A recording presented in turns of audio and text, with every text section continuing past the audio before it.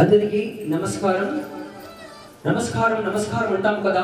నమస్కరించడంలో నమస్కారానికి సంస్కారం అనేది ఆస్కారమైనప్పుడే ఆ నమస్కారానికి చమత్కారంగా పురస్కారం అనేది సత్కారం అవుతుంది.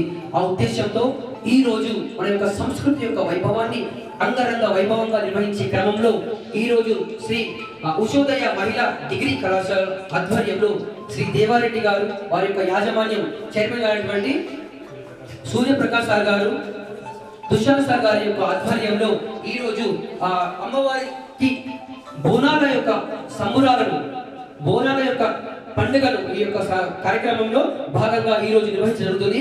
అమ్మవారి యొక్క కటాక్షం ఈ యొక్క కాలేజీ పైన ఉండాలని, అనేక ర్యాంకులతో మీ యొక్క తల్లిదండ్రుల పేరు, అదేవిధంగా యాజమాన్యం యొక్క పేరు చిరస్థాయిగా నిలిచే విధంగా మీరు కష్టపడే ఉద్దేశంతో ఓం నమస్తే గణపతయే త్వమేవ ప్రత్యక్షం. ఈ రోజు ఈ యొక్క బోనాల పండుగ, బోనం అంటే భోజనం అని అర్థం.